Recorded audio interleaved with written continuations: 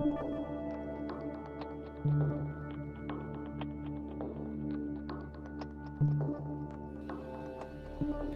guys, welcome back to the Ghost and Friends YouTube channel. Appreciate you guys that are watching on Twitter. Thanks for all being here. Welcome to the Ghost Gambles and Brandie Bets edition of the show. Brandie, how are we doing tonight? Doing pretty good. We had some a little bit of technical difficulties and starting a little later than normal, but we're here. We made it. Had a lot of difficulties tonight, but we're here. Out battling traffic, battling technical difficulties. You were in like one studio, I was in another. It felt like we were in a different world, but we've made it. We're here.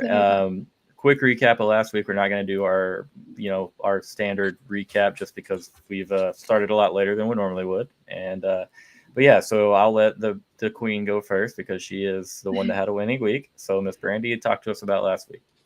Yeah, I don't know how I pulled it off because in our pick'em league that we have, I only walked away with 13 wins, which is my worst week that I've had this season. But somehow still on the show last week, I gave out 5 picks and 1 lean and went 3 and 2 of my picks, and then my lean hit as well. So I'll start off with the lean. Syracuse plus 6.5. They won outright Friday night against UNLV in overtime. Great game.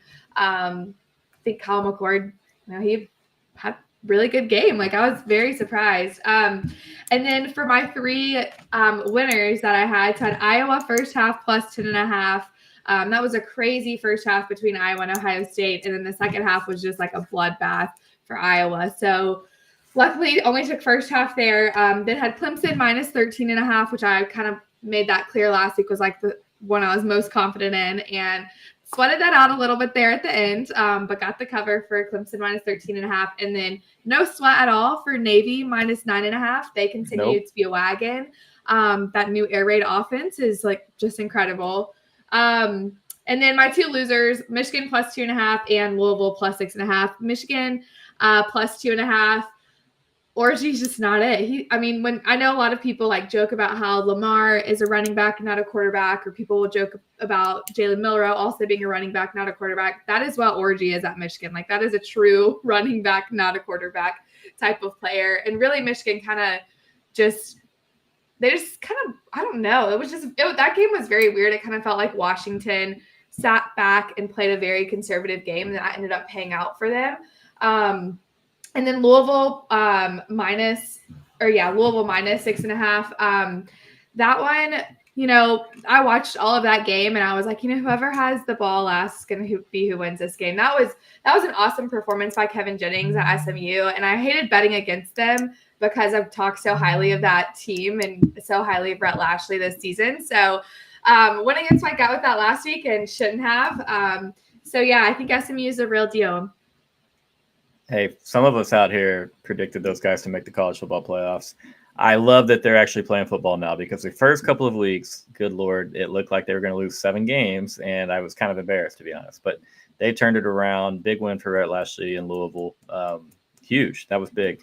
I hate that it cost you another 4-1 week because you're on a roll there. But yeah, Michigan, that's a tough game. It could have gone either way. Just kind of they got off to, they trailed early, and that's kind of what did them in. They just couldn't overcome that couple of score deficit they had in the beginning of that one. But yeah, it's hard to watch Michigan football right now. It really, really is. It is. Their defense is still really good, though. It's just their offense that they just keep biting themselves, or I don't know, shooting themselves in the foot. I don't know. They have no passing game.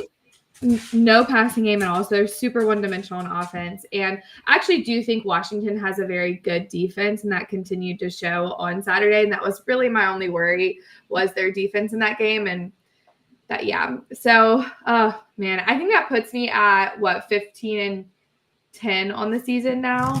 You should have it right here somewhere. I could be wrong, but I'm not entirely sure. You went 3 and 2, correct? Yes. So 15-9, which is stellar. 9. Solid. So yeah, Brandie goes 3 and 2 to go to 15-9. I went 2 and 3, which drops me to 14-11. But so let me say this.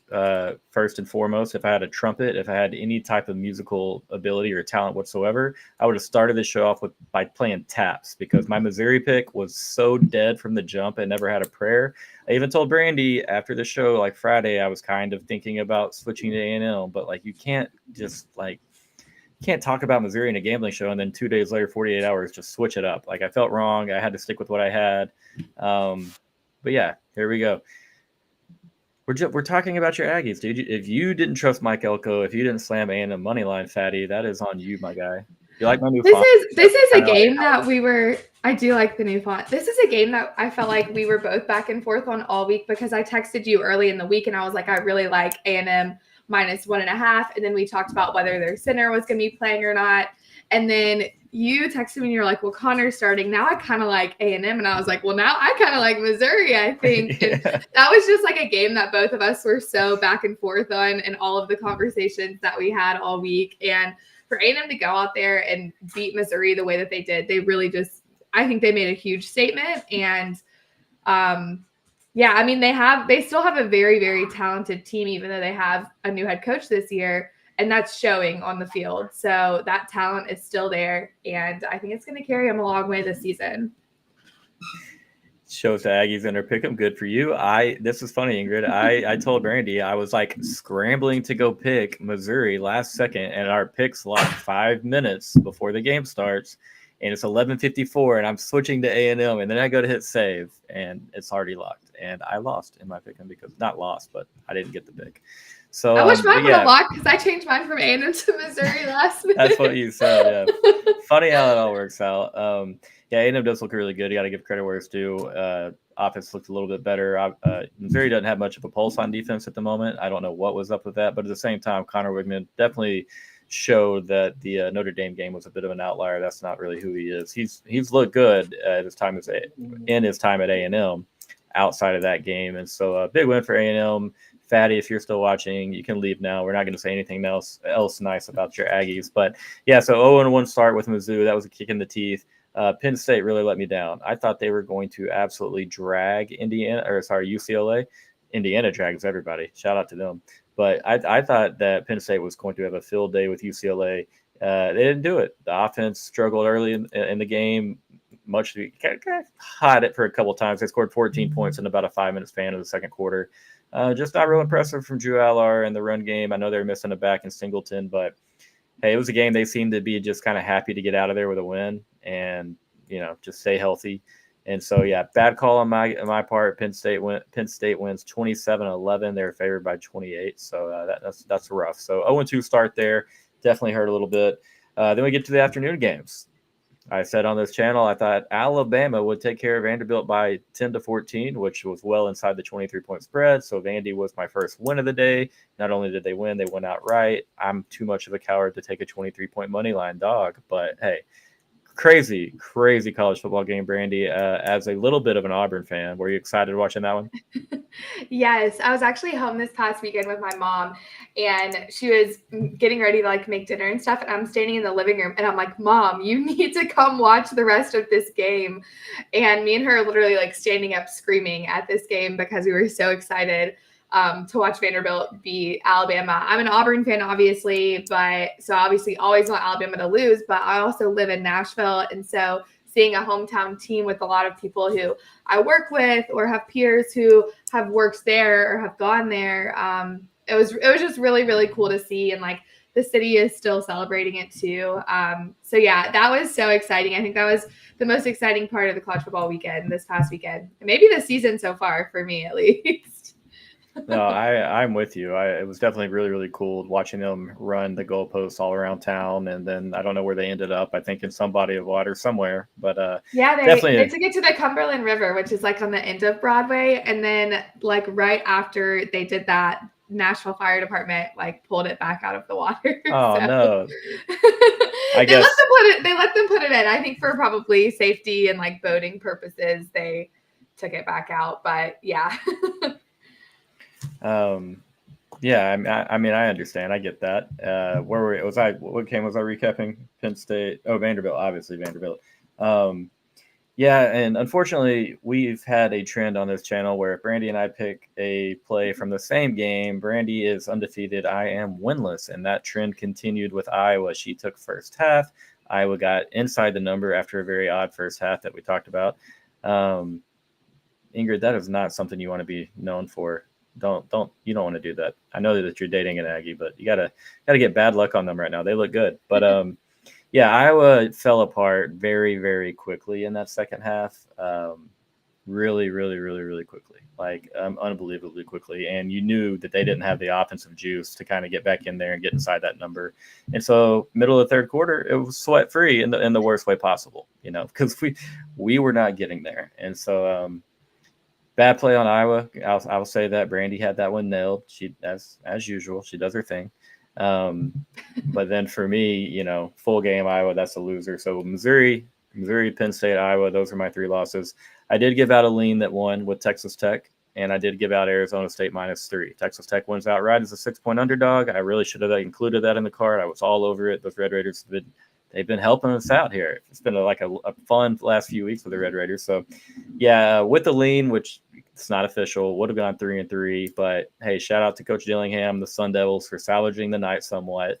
Definitely nice to see them get the 4-point win, beating a Kansas team that everybody is beating right now. So 5-5 week overall. That puts us, I believe, at 29-20 as a team.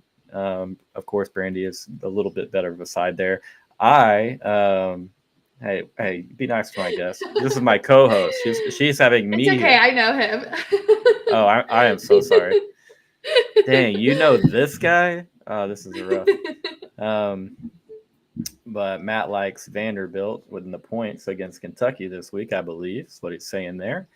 But yeah, overall 29-20 as a team. Brandie 14-9 overall. I am 14-11. I think that math. Yeah, that math adds up. Me. 15. There you go. I said now that math adds up. Yeah, but so we're here. We've got, I believe, a total of 10 plays, 5 each. Back to get on the winning train. I will say this: I am slowly climbing up that pick'em ladder, and I didn't do anything impressive to get it. To get there. It's just everybody else had rough weeks last week. It was a very difficult week against the spread. After week 1, I was in 52nd. We have moved up to 13th.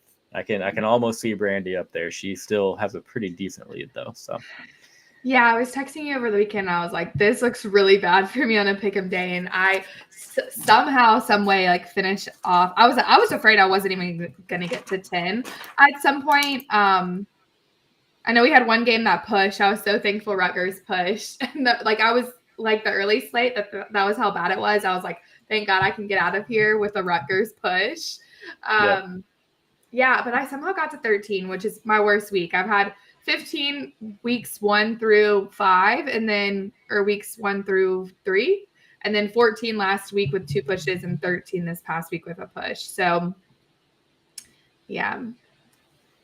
Hey, Durag, there's 56 people in there, brother. She's embarrassing everyone. She has a 7 or 8 game lead from first to second, and then from second place. 5 games now. I think it's only 5 games now. 5 or 6 games. Okay. I don't know. It's not as good as it was before, though. But from second place to 30th place, there's a 6 game differential. So she's shown out, man, enough to where people are making accusations about her skills, and which is ridiculous because she obviously knows ball. It's embarrassing out there. I did pick the Aggie versus bye week score. You should have seen it on the timeline. You probably had me muted. I get that, but Texas A&M 2 bye week 0 in overtime. That was posted on the timeline. I feel good about your chances. Some Aggies were mad about a home shutout, which is really weird, but y'all are hard people to please. Yeah, she does know more ball. That is the point of all this.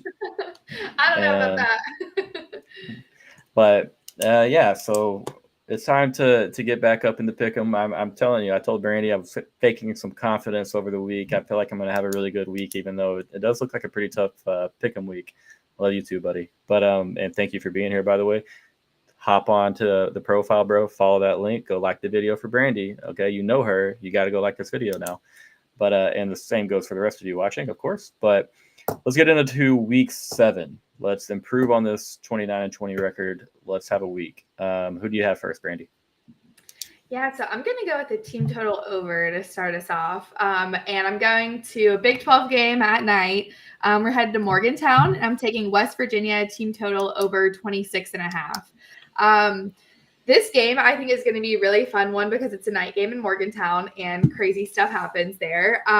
But really here there's two advantages in the game, and both of them are on the offensive side of the ball. Iowa State has a pass game advantage over West Virginia secondary, and then West Virginia has a pretty massive run game advantage over Iowa State's defense. And so I'm taking the West Virginia team total over here because they have kind of like a three-headed horseman in the running back room. So really solid running game, and Iowa State's defensive line is kind of reeling. They're pretty bad. They actually let Baylor kind of run up the score a little bit there to start off that game.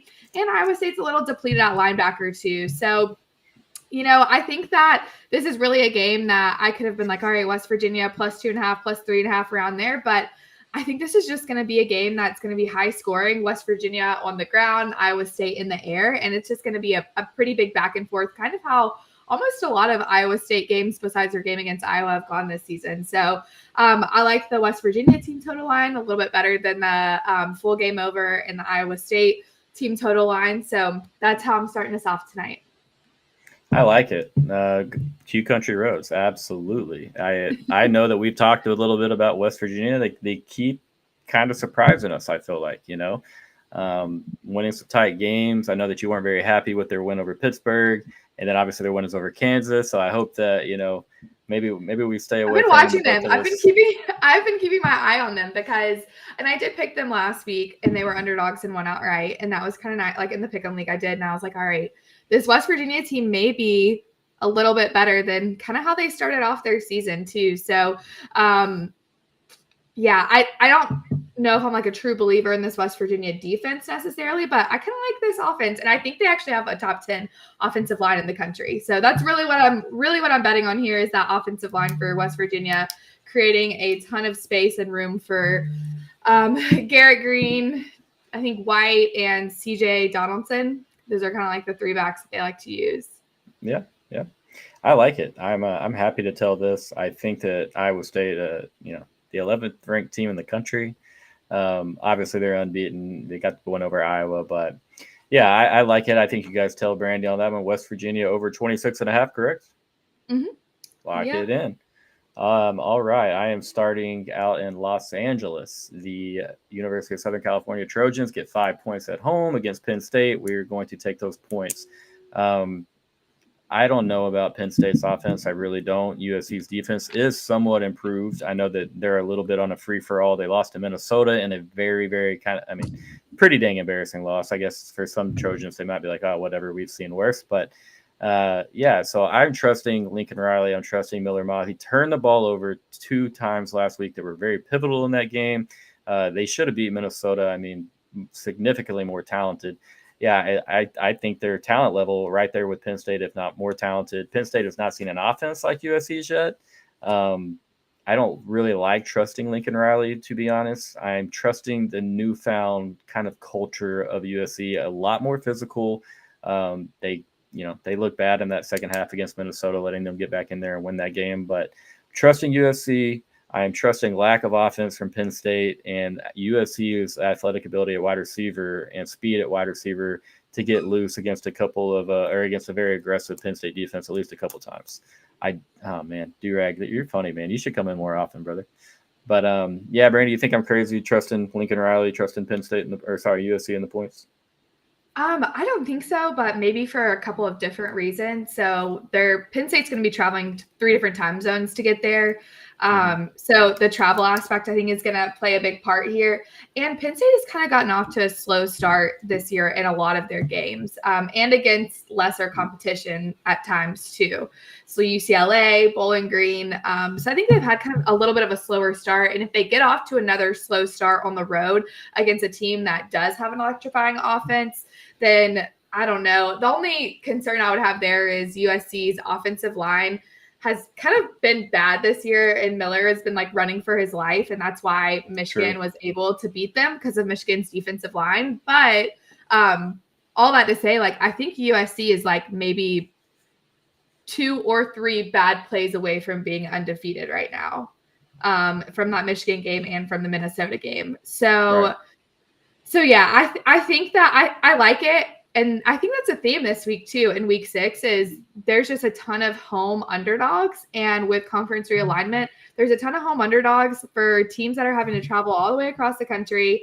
And on paper, these teams may not look like they would beat the team that they're going up against, but travel does impact a lot of these teams, regardless of whether you may think that it does or not. I mean, look at the Miami Cal game from this past weekend. Cal was a 10.5 point underdog and almost beat Miami outright. They should have, but they didn't. But still, like that game went down to the wire, and Miami is a much more talented team and a much better team than Cal. So I think that's going to play a big part in a lot of these games where conference realignment kind of has played a part in the location of them. So yeah, I do like this. And actually, when we were texting earlier, one of the plays that I was looking at was on this, but I decided to lay off of it because I knew Ghost was going to pick a full game spread on it, and I like it. So we'll see. I like you said, they're a couple plays away from being undefeated, and I just like them to play a tight game. I could see a field goal game either way, and I've just not been impressed with the upside of the Penn State offense. What do you have as your second play, Miss Brandie? My second play, I am going to stay in the Big 12, and this might be kind of a little bit of a gross play for some people. And I said this the last time I bet on them on this show in the underdog spot, or I think they were favored. Yeah, they were favored the last time I gave them out. This is a team everybody likes to hate on for some reason. That used to be everybody used to love last year. I'm going Colorado plus 3.5 at home against Kansas State. I think this is a big statement game for Colorado. This essentially is going to be huge in determining who's going to go to the Big 12 championship, I think, for the most part, between Kansas State and Colorado. Both of these teams are coming off a bye. Kansas State's going on the road, and any I bet on or pick in the game that Colorado is in this season, I've always looked at Colorado's offensive line matchup against the team that they're playing's defensive line matchup, because that's basically Colorado's biggest weakness. And Kansas State – sorry, my dog just made a cameo. He likes to play. He likes to play. She does. Kansas State, if you watch all of their games this season, they don't blitz at all. They have 4 and they rush 4, and I have rarely seen them blitz this season. And maybe they'll change that up a little bit in this game, knowing how kind of the weakness of Colorado is their offensive line. But also Colorado going into that UCF game changed the type of offense that they have from a 10-man to 11-man. And now that they have tight ends involved in their offense, you can actually see them moving the ball a lot better. And I think Shedeur is one of the best quarterbacks in the country. Ton of pocket presence there. He makes really smart decisions. He does not turn the ball over very often. And I also think that Shedeur is going to be able to kind of light up these Kansas State secondary, because I am not a believer in the Kansas State secondary. All that to say, too, Avery Johnson, if you are able to kind of take away his legs, then he doesn't really have much that he's able to do, because that's really all he can do is run the ball, in my opinion. And he's not a horrible passer by any means, but when you take away his ability to run, it's like he doesn't know what happened, and he kind of folds. And I think that Colorado's defense, from the very first game this season to their game against UCF, you can see a clear kind of improvement in their defense. And I think they have a legit defense this year. Not all in on the Buffs yet, but I do really like Colorado in this spot. I know both teams are coming off of a bye. But yeah, I like the Buffs here, plus 3.5 at home. I like that. And I never once not in this season, thought that I would ever be back in Colorado in a spot against Kansas State. But hey, they've shown up a little bit. They absolutely stymied this UCF run game with Malzahn and KJ Jefferson, and who had been pretty effective. Your UCF had looked pretty good. But yeah, I like that. I'm all about it. My next play is actually on this game as well, which is bad news for me. But for many reasons that you just said, I like the under. I've got it 56 before. I think it might even be down to 55.5 now. But I don't trust Avery's arm, and Colorado's run defense. We just talked about them stepping up, stopping a decent run attack in UCF. Hey, you got Avery Johnson, and then you got Dylan Edwards right there, who's coming back to Folsom Field, transferred from Colorado. A little extra added motivation for the Colorado defense to play well, stay in good run fits against a good Kansas State rushing attack. But yeah, when it comes to 3rd and long and them getting behind the sticks, I don't trust Avery Johnson. Travis Hunter is out there running around. Shiloh's back this week. Shiloh is back this week. Yeah, Dion made sure to tell us all that first thing he said. Just kidding, guys. But so, and then the other side, I think the K-State will bend a little bit, but I don't think that they break a lot on defense because Brandie just mentioned, you're not seeing a lot of blitzes. They're going to try to keep the ball in front of them, and try to really stand up once they get inside the red zone. That's when, if you do see them blitz some, you see them switch it up a little bit. It's normally inside of there. So I'm going under. This is a big game for both teams. Both teams coming off a bye. There's a lot of time to kind of go over scheme. And unless Avery Johnson has just made big time strides in the last 10 days or so as a passer, I think we're going to see a little bit of a struggle for points here. So I'm feeling good under 56, Colorado and Kansas State. I like it. And Colorado's rush defense is like a top 15 rush defense in the country too. Yes, they are. They've been really good. Yeah. They surprised me. I'm fully ready to concede. Like, Colorado has shocked me this year. I thought Colorado would lose 7 times, maybe 8. I really did. Shout out to the Buffs. Good for them.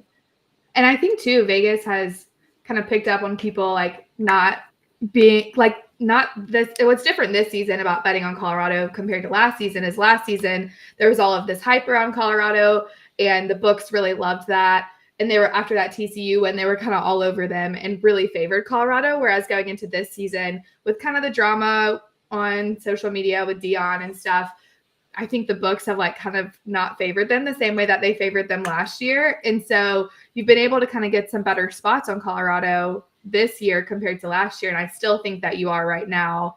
Don't know how long that'll last, but. You're exactly right. Like, exactly right. Big time improvement on the run defense. Obviously, another year for Shadur. Travis Hunter still around. Jimmy Horn. They're talented at wide receiver. And they've upgraded somewhat the offensive line. So, yeah, I mean, they look better. So, I feel confident there with the under. I like it. We'll see what plays out Saturday night in Colorado, though. Brandie, what do you have for play 3, man? All right, play 3. I'm going to go to, let's see. I'm going to go to, I think, one of the best games of the weekend. Definitely a top 5 game of the weekend. And that's down to Baton Rouge for a night game. And I'm taking LSU plus 3.5 against Ole Miss. Like I said, theme of the week is like underdogs at home this week. And this reminds me of a spot 2 weeks ago, Alabama being the underdog at home against Georgia. It reminds me last year of Florida being an underdog against Tennessee. And these are teams that know how to win and know how to win at night consistently for years and years and years. And so crazy stat here, LSU is 108-15 since 2000 in night games in Baton Rouge. That is an insane stat. Brian Kelly, since he got there, is 12-0 in night games. And in general, Brian Kelly in Tiger Stadium, since he got there for just a general home game, is 16-1. So those are just some crazy like general stats about the environment there. Taking like who's playing on the field completely away from that. I mean, you have to consider Death Valley at night. So this can be shootout, I think, obviously. Both offenses are pretty electric. Something that's been really interesting about Ole Miss in the last 2 or 3 weeks has been Jackson Dart has not been very good at his deep ball lately, which I don't know if he's hurt possibly, or if teams have just been able to kind of figure him out or figure the wide receiver room out a little bit better. But Ole Miss's explosive plays just haven't been there lately, and that's kind of concerning. This would be a team where I would normally say, okay, this is a team where he can kind of get that deep ball back because LSU secondary is really not that great. Right. But so that is one thing that I wouldn't be surprised if this game is just like a complete shootout because of that. So one, I don't really know if Jackson Dart's healthy. He looked a little weird last week against South Carolina. Like they still took care of business, took their foot off the gas, which I get it. But also, this is what's interesting about this too is Ole Miss has not had a bye week yet, and LSU is coming off of a bye. So taking all the game stuff away from it, from just like a pure betting standpoint, team who has had rest versus the team who hasn't had rest, and a team who just absolutely dominates at home and at night, I got to go with LSU plus 3.5 here. Kind of feels like a gift from the books, but whatever happens on Saturday, I know that I would look back and I would take this bet 10 times out of 10. So I love this bet. Go Tigers. That's the thing. It's almost like you have to bet it on principle, right? Like you're getting 3.5 with LSU at home on a Saturday night. Really hard to not take those. I am not adding it to my card. I like the Rebs here, to be honest. I think that it almost feels too easy, but that's great news for you guys that are telling Brandie, because when we feel completely opposite about a game, she's never lost, I've never won. This is factual if you've watched our show for the last 6 weeks now. And so I get it. I mean, LSU has thrown the ball all over the yard, in the last few games, coming off a bye. To play devil's advocate, South Carolina came off a bye against Ole Miss last week and got took into the woodshed. Hey, but South Carolina is not led by the leading passing TD in the SEC, which is Nuss at LSU. And that's the thing, is like they should have the quarterback advantage, in my opinion, because I don't know if there's something wrong with Dart, or just that they've kind of figured out Lane Kiffin and how to mitigate some of the explosive plays. Like I'm not sure, but yeah, you can definitely see it's slowed down a little bit now that they're not playing some of the schools they played in early September, because it's not like they were tested at all when they were scoring a bunch of points. I can't remember who all they played. Furman, maybe. I don't know. They scored 70 something, but yeah. Dart hasn't been bad. It's just the explosive plays that we saw from him all last season, and even a little bit at the beginning of this year. They just haven't been there like the last 3 games, and that's kind of concerning if you're an Ole Miss fan. I don't know if it's related to him or what, but it's just odd. And he hasn't been bad. It's just the explosive plays aren't there, which is a big part of their offense. So. No, you're right. And, you got to have those. I don't really think they're built to the way they play, the way their style of offense. They don't want to take, 15 plays and 8 minutes off the clock. They want to put a lot of stress on defenses, move fast, high tempo, score a lot of points. But I like it. I mean, you've got LSU at home. It's really hard. I'm not going to actually bet Ole Miss here. If I had to take a side, I think that line's really weird. I really do. I would have had it more of a pick 'em, to be honest, especially with LSU coming off a bye, but maybe that's just me overlooking an easy situation. Speaking, gearing up to speak Gator, we very well could be right, Durag. I don't know. Yeah, well, we'll see. You almost got to wonder if he's starting to hit his ceiling. Like if they do end up losing outright this weekend, is he starting to kind of hit his ceiling at Ole Miss? Yeah, that's the thing. Maybe he's been talking to Florida for the last month. Maybe he's he's already been hanging out over there mentally. I'm just kidding. Who knows? But speaking of the Gators, play number 3, Florida at home in the Swamp. Wait, are they at home? No, they're going to Tennessee. It's at Knoxville. Mm-hmm. Yeah, they're going to Tennessee. 2 touchdown underdog, and that's what I got at. Was 14, and I hate to say it, like I just still don't trust Tennessee at the moment. As far as great defense, they're playing really well, but offensively, man, if you can take the run game away, Nico still, he looked to struggle a little bit with seeing the field. He did. Made some freshman mistakes last week. And, he'll grow up, and he's going to be an incredible player. He might even win a Heisman at some point. But great comment, dude. I guess pretty funny. But pretty well done. But yeah, I don't know. Too many points. I think Florida and Napier, they still, trying to rally the troops, save himself the best that he can, if he can. And this would be a big moment for them. I have Tennessee winning by just a single touchdown. I think Florida hangs with them all the way through. And I just don't trust Tennessee's offense, which is crazy to say. If people figured out Josh Heupel, Arkansas, obviously you're very high on the Arkansas defense. We were very high on this defense. I told Brandie on Saturday that I liked Arkansas. I thought Arkansas would hang with those guys. I did not say beat. I'm not looking for credit. I like what Arkansas did. And at the same time, he did tell me that. Yeah, I can confirm that before the game happened. So sometime like Saturday morning, I think. But I don't know, just like the matchup for them. Tough game for Arkansas losing A&M. Right back at home, prime time kickoff. Those things matter. But yeah, let's see if Florida can hang with them. It's going to take a bigger effort out of that offense than we might have seen here. But hey, they look good against UCF. If DJ is out there, I really like the 14.5. I don't know how much run Mertz gets or what they decide to do, but I like Florida. Beat Tennessee last year. I know Tennessee will be a little bit out for blood, but I'm kind of banking on Tennessee feeling a little bit sorry for themselves because of a bad loss last week in Fayetteville. You can't even really call it a bad loss, really, because Arkansas looks a good bit better. Yeah, I like this from kind of a standpoint of Florida dominates this series. I think there is like a stat out there that was like if you're a 12-year-old or a 13-year-old Tennessee fan, you've seen Tennessee beat Florida once or twice in your life. Like it's like it's crazy how Florida dominates a series, even when they have bad teams too. I do really still believe in this Tennessee defense a lot. I don't believe in this Tennessee offense as much as I did going into that Arkansas game. However, we both have talked about how high I was in Arkansas's defense because of their defensive coordinator.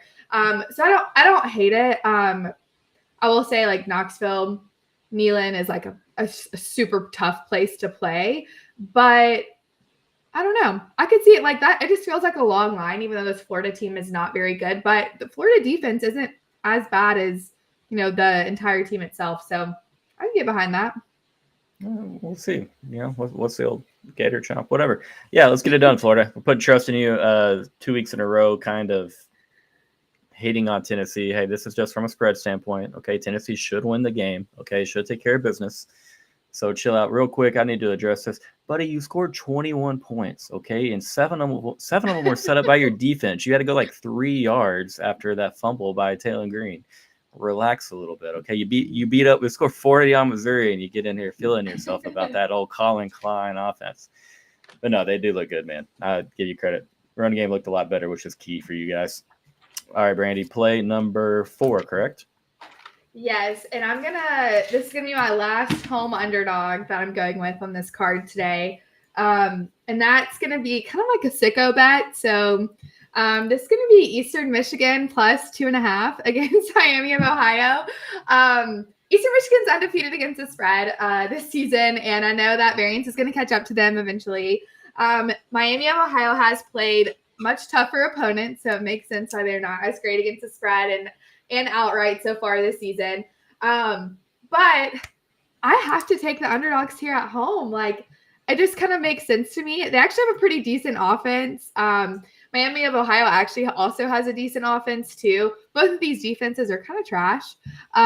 So this is going to be like an awesome action game. I think this is going to be a shootout. I'm really excited to watch this game because I'm betting on it. But I saw a home underdog that's undefeated against the spread getting points, and I was like, okay, I can't not take this team. This is one of those bets I feel like I would take 10 times out of 10 again. No matter what happens on Saturday, I don't care if they get blown out. I see this line and I have to take it. So Eastern Michigan, plus 2.5 at home. I think they're going to keep it rolling. So lock it in. I like it. I trust you wholeheartedly on this. I'm not looking at anything about this. Blind trust here. Go Eastern Michigan. Look, their defense isn't good. So when you watch the game, you're going to be like, what was she thinking? But I promise Miami of Ohio's defense also is not good either. What time is kickoff? Let me see. Oh, take your time. Don't rush. But yeah, I'm with you on that. I just like that we're going down to some action. I'm big on that. It's a 1 p.m. kickoff. Dang it. I'm going to miss everything on Saturday. Let's see here. Play 4. This is going to feel weird, but I'm rolling with the over in Iowa and Washington. Over 42 is what I got it. Washington has actually been a little better on offense than I thought they'd be, to be honest. I like Will Rogers. I've always liked Will Rogers. Shout out to the Pirate. Can't think about Will Rogers without thinking about the Pirate. And they, other than some really, really bad red zone struggles against Rutgers, they probably should have beat Rutgers, should have scored twice as many points, if not more, than what they did score. Their offensive numbers, they're actually pretty dang good. And then obviously Coach Belichick, over there running the defense, he's had things going well for him. Hey, Too Broke to Pay Attention. You are in the perfect place right now. We're here to help you out, man. But thanks for being here. No, so I just really like points being scored. I think Iowa was so bad against Ohio State. Caleb Johnson's going to be able to move the ball a little bit on the ground because he's just that good. And I don't think, obviously, that Washington has the horses that Ohio State has to completely, kind of stymie him in the run game the way that Ohio State did. So I'm trusting Iowa here to score a little bit. I really think Washington will be impressive. Iowa State's defense just got gashed to heck in the second half. And plus, it's a very, very low total. I've got this one at 27-21, Washington winning. Be a pretty comfortable, over there when it's only 42. I like it, Brandie. I know you're an under gal, but what do you think? Yeah, I like it. I think last week was the first week that Iowa team total over didn't cash against Ohio State. And honestly, I feel like a lot of that had to do with Caleb Johnson just had nowhere to go. And Washington does have a good defense, but I think Caleb Johnson's going to be the normal Caleb Johnson that we've seen all season because I think Ohio State is one of the best teams, or is the best team in the country, actually. And also too, Cade made a couple of mistakes last week that kind of felt uncharacteristic from him. And I don't think that that's going to happen against this Washington team either. So I think Iowa is going to have a good bounce back game against Washington. I don't know if they're going to win outright or not, but I do think their offense in general will have a bounce back game. And then Will Rogers can sling it. Obviously, they're not running air raid there by any means, but he knows how to move the ball. And yeah. He also, is slightly turnover prone, so I wouldn't be surprised if we get an Iowa defensive score in this game too. A little prop bet action there. Shout out on SEC Unfiltered, guys. Really appreciate the love here. These guys, wherever they go, chaos follows. 2 weekends ago, Georgia, Bama, and they watched a hell of a game there. Last weekend, they were in Fayetteville, got to watch Tennessee and Arkansas. So for you folks in Baton Rouge, expect to see a really good one. Shout out to you guys, Chris Phillips, Cole Thompson, David Shoemate. Great relationships with those guys. They come on every Sunday evening and do a college football weekly recap, and so grateful for those guys. But all right, Brandie. So far we're at West Virginia team total over 26.5, Colorado plus 3.5, Eastern Michigan plus 2.5, LSU plus 3.5. You have one more play for us? I do, and this is opposite of my theme that I've had for all the underdogs I've picked so far. But I'm going on the road, and I'm taking the team that I just mentioned that I think is the best team in the country, at least as of right now, most talented team. Ohio State minus 3.5 on the road at Oregon. I think that this is going to be a good back and forth game. One, and I know picking 3.5 when you think about the line and key numbers might feel a little weird here. Oregon's known to go for 2 in almost every single game that they play. So take that into account there. If they miss that, I'm not as worried about that being a key number. So I think that Ohio State's defensive line has a massive advantage over Oregon's offensive line. Oregon's offensive line at the beginning of the season looked pretty rough, but they definitely have improved a lot from the first game of the season to this game. They kind of are meshing a little bit better, but I still think Ohio State's defensive line is much better than Oregon's offensive line in the way that they match up. Also, Dylan Gabriel in the red zone the past 2 weeks has had 3 turnovers. Not ideal. And from last season to this season, something Ohio State's really improved on is we talked last night. I tried to have an Ohio State and Oregon preview show essentially with an Oregon Duck fan. And we talked football for roughly 22 minutes. And then we talked about State Fair Texas foods for about an hour and a half. So that's where the fried beverages, fried beer, fried multiple beverages over there. But yeah, do go on, please. A little worried about Oregon on the offensive side in the red zone with those 3 interceptions that he's thrown in the last 2 games.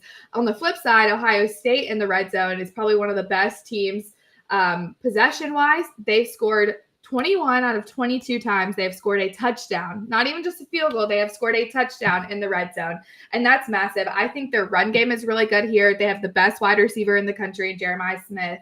Probably going to see another one-handed touchdown catch in this game. I know it's hard going on the road, especially all the way across the country. Autzen not an easy place to play by any means, but I think at the end of the day, the talent on this Ohio State team is just going to swarm over Oregon. And I get Ohio State hasn't necessarily had the toughest schedule, and that's been something that they've kind of heard chatter from. Oregon on their side, they've heard chatter about their slow start and their offensive line not being great, yada, yada, yada. This has huge playoff implications in this game here. And I think for the rest of the season. So this is going to be one of the best games to watch this season. I'm taking Ohio State minus 3.5 because I think that they just have more talent and they're going to score in the red zone more than Oregon will. So. Yeah, that game, like you just mentioned, that game to me comes down to Ohio State's defensive line versus the Oregon offensive line. Dylan Gabriel gets the ball up pretty quick. He normally makes pretty decent decisions. So those there's few red zone turnovers. One went for a pick six against UCLA. Those have been big time, and you can't have that against a team like Ohio State. So I get your pick for fun. I put on the timeline today. I have Ducks by 1. I will never pick Ohio State in a big game. I can't do it. I think I have more disdain for them than I do Oklahoma or A&M, maybe even combined. They're not very nice people. We went up there in 2005 for the Texas at Ohio State game and seeing people get pelted with full beer cans and multiple other things. And then outside of the stadium, it was just as bad. But no, I can't hold it. I figured Texas fans would say something about me saying Ohio State's the best team in the country. And I do think it is Texas and Ohio State, to be fair. So just wanted to clarify that since, on a Texas. No, don't worry. You're good. You're completely safe there. Speaking of my fifth play in Texas, no, I'm just kidding. I'm not doing that. It is another orange team and probably also with a weak schedule. This is who you're referring to, right? He knew my fifth play. He somehow can see my notes here. He knows that I have Illinois minus 22.5 right here. Oh, no, the bullying OU part. Dang, I didn't see that. Ruined my joke, man. But yeah, Illinois minus 22.5. Purdue is god awful. I don't think they've covered. Have they covered? They haven't covered in several weeks. And that fight that they put up against Wisconsin, the overall effort that they gave, that was embarrassing. It's not like Wisconsin is out there scoring 40 plus on many people and they give up 50 plus to Wisconsin. And so this is mostly a fate of Purdue, but also Illinois coming off the loss to Penn State. Then you have the bye week.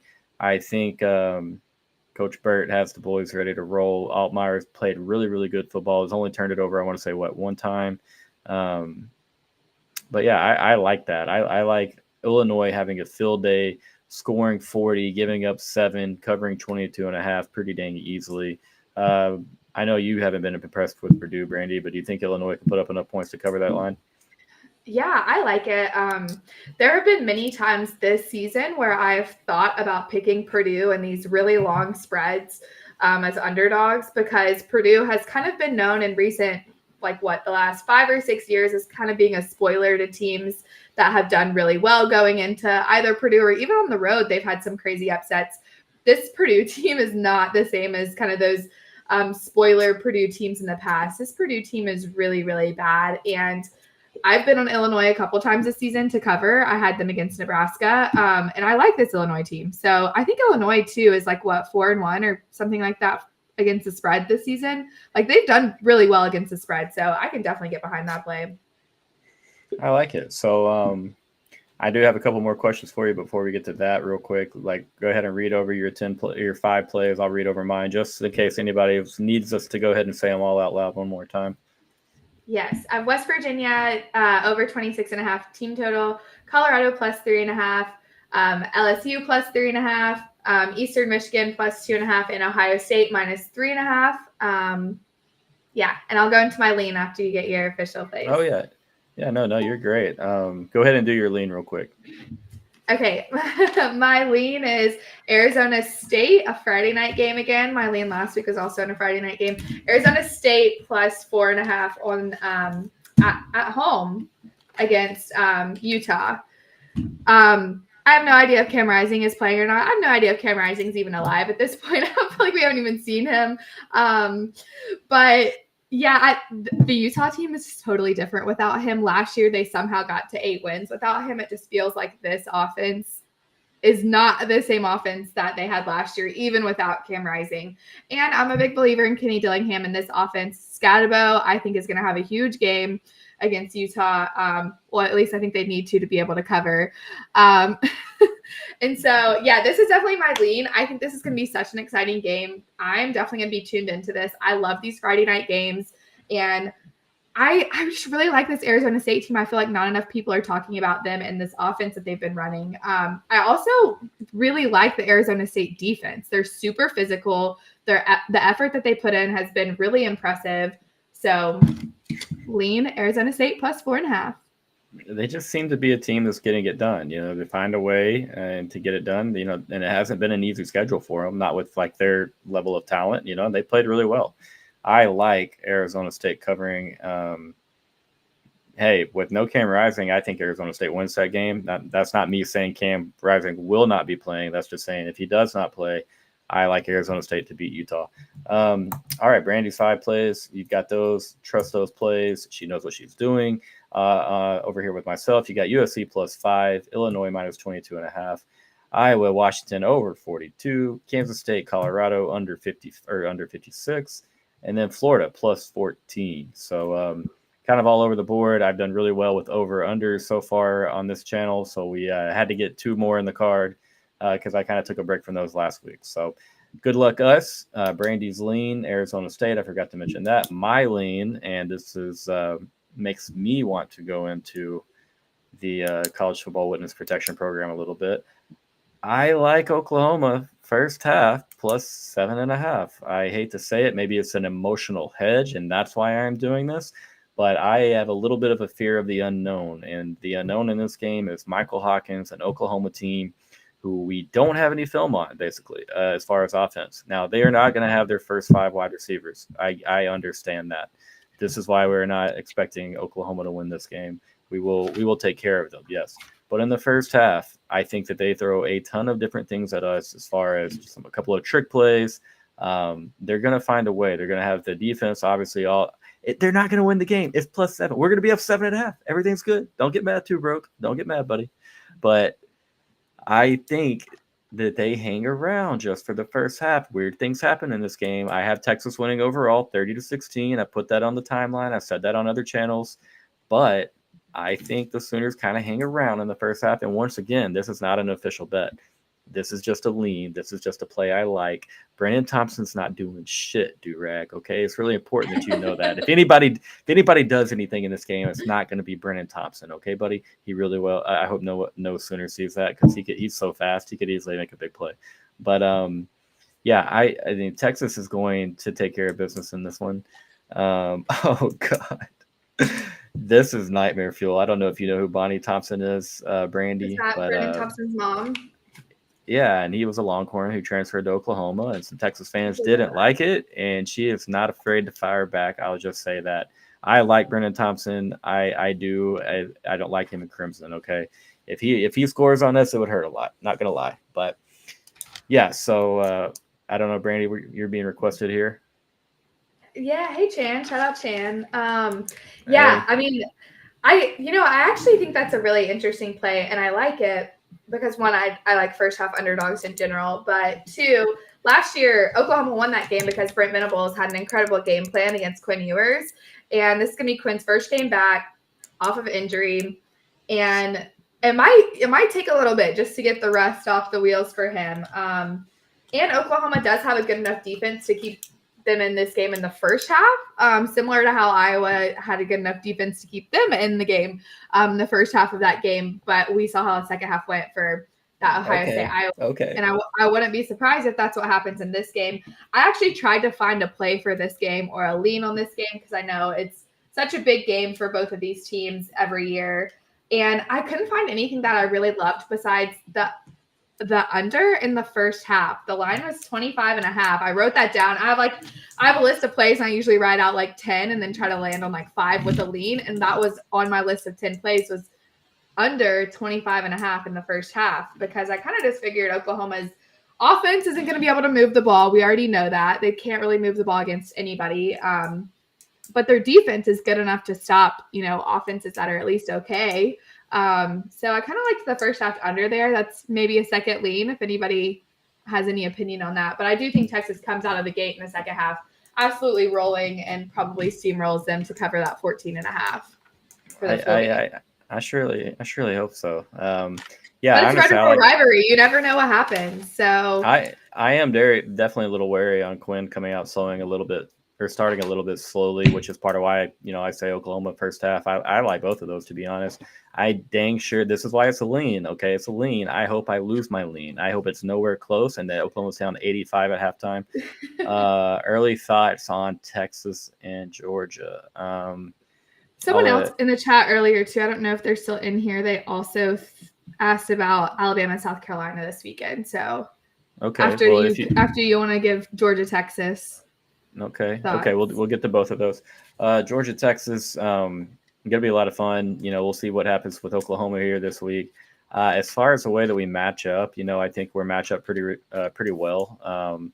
Very physical, long defensive back, secondary and defensive backs for Georgia. We got smaller, quick receivers.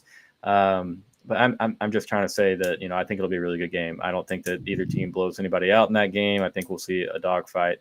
Now, I will say this, and I've said it many times. I'll say it again. I don't really fear Carson Beck, to be honest. I think we definitely will have the best quarterback playing in that game. But yeah, at the same time, it's Georgia. It's a big offensive line. We'll learn a lot more about our defensive line over the next 2 weeks. They played really well. Our edge room has gotten really good. But up the middle is where I really need to see that Texas can hang around with a team like Georgia, who's just going to try to bludgeon us over and over and over. What do you think, Brandie? I definitely would lean Texas in this game. I don't know what the early line is. I think what is it, Texas minus 2.5 or something like that. I know it's out there because I saw it on FanDuel earlier. I just can't remember exactly what it is, but I think Texas offense is going to be what wins them that game. I wonder though, in this Red River rivalry, how much is Texas looking ahead to Georgia? None. You don't think so? Okay. No. I don't even think we know who to those guys. Listening to them talk and listening to just they want this, Brandie. Like I know, like you're coming to this game next year. You have to come experience this rivalry. I know you're part of. I want to. It's like yourself. Bucket list. It is. Like so it's so interesting, like handicapping a game like Auburn, Alabama. If it was like Auburn was a 14.5 underdog on the road at Alabama, I would say take Alabama all day. We get killed every time we play in Bryant-Denny because we're just so bad there. But if it was like Alabama 14.5 favored on the road at Auburn, I would say take Auburn and put your entire life savings on it because we can have a team that's not even bowl eligible go out there and take Alabama to 4 overtimes. But right. Red River rivalry is so special because it's played on a neutral site every year. And so it's like, okay, stadium split in half when it comes to that piece of it. Like how much does that factor in Oklahoma? Like in recent years has kind of dominated the rivalry. In the last, like they've won 5 of the last 6, right? I wish that is it worse than that? Oh, Brandie, they've won 11 out of 15. 11 out of 15. So we were on a channel earlier, and somebody was like, how many Texas wins have you watched at the Cotton Bowl in your lifetime? And I'm like, what do you mean? I've been at almost like the last 20 in a row. Oh wow. Oh, wait. I've only can think of watching 6 wins, I think is what I've seen. I think Texas is 6-8. So I've been 14 times. I think there were 6-8 since I've started going. And that's rough because I started going as a high schooler, and I'm twice that age now. So anything could go in that game. Is probably like the most talented Texas team in this rivalry in a really long time, right? Yeah, definitely the most talented team we probably had like completely since 2005. The 2008 team was really, really, really good at Texas. 2009 was also a really good team. Didn't quite have the offensive juice that the 2008 team had, but really, really good defenses there. So yeah, I mean it's going to be a lot of fun, and that's why I'll be there, and we got to bring it home. I'm so sick and tired of losing to those guys. And when Vegas put the big spread on it, and I see the Oklahoma injury report, and I hear the way people are talking all week, it just amplifies that pressure that is already on our backs to handle things here. And I'm like, damn it, like we've lost 11 of 15. Like I just want to play not as an underdog because that means we'd be up against a good Oklahoma team, but the pressure that we're feeling because everybody expects Texas to kind of go in there, cover that spread, at least the people I talk to, except for the 5 Sooners that we've had on the channel this week who all predicted an Oklahoma win, which kind of makes me think a little less of them, if I'm being honest, because I mean, how are you predicting that, to be honest? But human bias, I don't know. Come on. Yeah, but I'm gonna be honest. Like if I think Texas is losing, I put that on the timeline of my predictions, which it doesn't make me super popular at times, but hey, gotta keep it real out here. And so last year I predicted us to beat them by 17. And so this year, I'm definitely sipping the Kool-Aid. Don't get me wrong. I see the path to a 30-point win, but I'm not going to pick it because last year didn't go so well. But I'm sipping the Ohio State and Texas Kool-Aid for my two favorite teams in the country. So I totally get that. And looking forward to like next week too. I think Georgia isn't as good as most of more recent Georgia teams that we've seen. Plus now you have extra off-field issues that they had going into this season that have kind of bled into what happened this week. So yeah, I don't know. It's going to be interesting. This is why we get so mad, Brandie, is because like they recruit guys from East Texas and the DFW area and occasionally Houston, and then they turn it into superstars, which, hey, I mean, whatever. Okay. But I get it. We're going into Florida now. We're going into Georgia now. We're putting our imprint in the Southeast, and so I'm sure some schools won't love that. Ingrid, I agree with you. Yeah, stop going into Georgia. That's where we recruit from. Yeah, sorry. I mean, hey, we got a big visitor, 5-star visitor coming in for the Georgia game next weekend. Which part of me thinks like, hey, is he coming just to watch Georgia? Which I know the recruitment, so it's not completely that. But Ingrid, you're right. If Texas beats or loses, it's because we beat ourselves.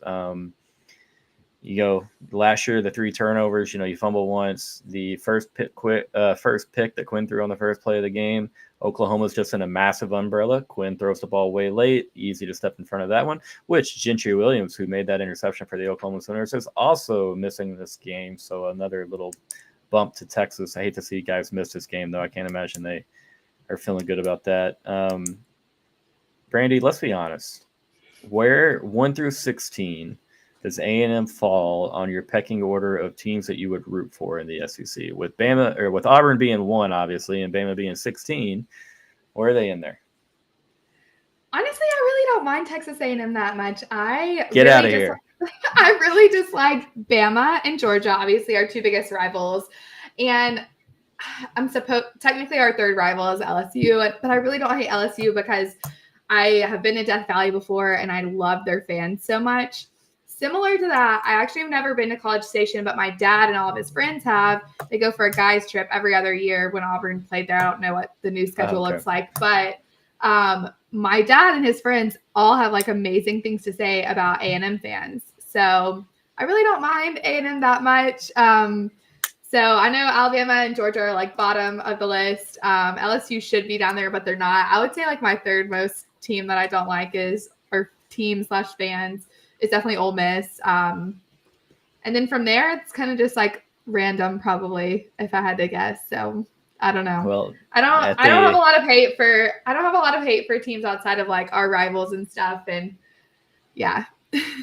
Well, at the risk of ruining Durag Elko's friendship or relationship, with myself, you just haven't been around them enough. You got to wait. You got to give it another decade or 2 before you really, you get the whole Aggie feel. But just kidding. If you're a college football fan, I will say this. Kyle Field is a fantastic place to go. Although I do think the crowd is a little bit weird. It's weird in a unique way. It is cool. It's not something that I would ever do or engage in. But if you like college football, it's an A+ place to go. Come on, bro. Don't be too hard on them. They've added like 10 restaurants in the last 15 years. I will say I have been to an A&M game that happened in Auburn, and I went with Marler to their little thing that they do before the night before games or whatever. I guess they do it at away games too. Very weird and interesting. Felt the Midnight Yell thingy? Maybe it was a version of that. However, when they travel on the road, they do something similar, I guess, too. So I guess that's what I don't know. Well, it was very weird. People were wearing overalls and that's their little Midnight Yell thing. They do it home or away. It is unique. And here's the thing, Durag, is you get to see those. It's different, and I've never seen it with my own eyes, but I will on November, I guess technically 30th, since it starts at midnight, because I lost a fantasy football bet and have to attend Midnight Yell. So, Durag, I need you to show me a good time. Maybe help your boy out with some protection, because I do have to wear burnt orange, and I'm really curious to see how that all goes over. But yeah, I won't be filming any of that. I won't be proud to say like, hey, yeah, I'm at Midnight Yell right now. So, and Brandie, you'll appreciate this. I hope you did. I don't know if you heard me say this, but I did say yesterday that if Oklahoma beats Texas, and in which I did this on another team, the Astros, a couple weeks ago. I said that if the Astros won the World Series, I would do the Waffle House like challenge or punishment thing where you spend 24 hours, I said I would do that. It takes an hour off. It takes an hour, right? So I said I would do that if the Astros won the World Series because I just can't stand those guys, and I wanted to kind of troll the Astros fans a little bit that were in the chat, and so obviously they did not, and so now I'm committing to the bid again. If Texas somehow loses to Oklahoma, I'm headed up north to Austin to sit in a Waffle House and hate my life for 24 hours. But Ooh. Here we go, Durag. You want to fight over fight songs, man? We can fight all day, okay? Your whole fight songs. No, this is what Twitter looks like all day, every day. It's so fun, because A&M Texas haven't played since 2011, and so over the last 12 years, it's just been a big Twitter Cold War. And they're like, oh yeah, well this and this. Ghost of Rangers baseball. It's got a little bit of a ring to it, and technically we are still the defending world champions. So shout out, brother. feels really good to know the Astros are watching from the same place we are. To be honest, I don't like those guys. But all right, I don't like the Astros either. Who you root for in baseball? The Braves. Yeah. I grew up watching the Braves in the mid '90s, showing my age again. Glavine, Smoltz, Maddox, and I just thought the Braves were the coolest thing ever. And I always wanted them to win the World Series matchups with New York every time that they would play. So the Braves were like the first baseball team that are like, oh yeah, they're awesome. And then I found my Rangers, and here we are now. But a lot of pain involved with the Rangers. Maybe should have stuck with Atlanta. Yeah, there's been some pain with Atlanta too until recently, but I got to grow up watching Tim Hudson pitch to Brian McCann, which is an Auburn pitcher and an Auburn catcher, former Auburn, two Auburn players on the Braves, which was really cool. So that was part of it too. That is cool. Brian McCann was a legend, hell of a player, great catcher. Always good to have a big time stick at catcher. But all right, Brandie. Not Brian McCann. Sorry, not him. He didn't go to Auburn. Sorry, Ross. I don't know what I was thinking. David Ross. Sorry. I didn't know that. That's where Tim Hudson pitched to David Ross. I don't know why I was thinking Brian McCann is one of my favorite Braves players. He didn't go to Auburn, but David Ross did. I wasn't doubting your question. I had no idea where Brian. I had to think about it. I was like, wait, I got that wrong. Hold on. Speaking of baseball, before we get out of here, Durag, I better see you in Austin when A&M comes over here. Y'all keep talking about how you're going to fill the dish up when you get over here for baseball season. So I need you over here, man. You got to hang out, get Aggie report and sidelines and the boys. That being said, for you, Ingrid, you know this. Durag, we hit 300 subs on the channel. Thank you, guys. Thank you. And so now we have to have a burger eating contest. So we're going to try to figure out which burgers to get. So Durag, if you could help coordinate this thing, I think none of us want to do it. So we're going to need a little bit of like a push. And so I'm going to, I need you to be there, Durag. I need you to help it all out. But Brandie, anything else before we get you out of here? Somebody did ask about Alabama, South Carolina thoughts. And the only thing that I would say there is I normally hate betting against a team or like taking the team that I don't know what I'm trying to say, but basically I think Alabama does bounce back. Normally I don't like betting in those kind of spots, but I think Alabama is going to roll. Their offense is just going to be way too much for South Carolina's non-existent offense to keep up with. So that was my only thoughts there. No, Lenore Sellers looked really shaky last week. He's not healthy. He's not 100%. And so where you're going to get Bama is, being able to run the quarterback and obviously kind of like Diego did last week, making him a two-way threat, and he's not a threat with his arm right now. And he's not healthy enough to be a threat with his feet. And so, I can see Bama absolutely housing South Carolina there, which I hate to say because I do love me some Shane Beamer, but I vote knee, Eddie. I vote knee. But better late than never, Eddie. Thank you for being here as well. Comments are about to get twisted, but all right, Brandie, anything else before we get you out of here? No, let's go 5-0 each if we can this week. That's all I got. Hey, we've gone our best week is 8-2. We can do it. We can get there for sure. I think so too. I feel good about this week. I like the slate a lot. So well, I like it. I'm confident. I am going to miss most of it because I will be in Dallas at the State Fair. So I will need you your weekly updates if you don't mind. These last few weeks you've been saving me while I've been at volleyball and at games. I know. I've been like, oh my gosh, are you watching this? And I'm like, so you're like, oh my god, and I'm like, what? Who? Where? And so I feel so bad. I got you this week though. I got you with those. Oh, Eddie. Awesome, man. Dude, we still have to get the NCAA tournament set up. We've been I have been kind of stagnant in getting that all done. We got Miss Commentator right here ready to go. So we'll get that set up, Eddie. Get ready. Durag, if you want in, college football 25 tournament streamed live on the channel. Think about it, okay? But it is Whataburger Hours again. That was so funny, Matt. Thank you again for being there last night. We legit talked about food for an hour straight. I had a good time. I think we all shared our Whataburger orders. But hold on. What small town are you from, Durag? I need to know this because you just dropped like a weird little hint in this message that makes me think you're from somewhere really close to me. But help me out, Durag. Okay, never mind. Disregard. Sentence pretty strong at football. Yes, it is my job, Eddie. So college football 25 tournament will be set up by the end of the month, hopefully before we get to Nashville. So, all right, guys, we're going to let you out of here. Brandie, thank you again so much. Thank you for killing it every week and holding this channel up on your shoulders. Hey, we're both doing it. Team effort. All right, Eddie, I'm not biting on that one. You guys have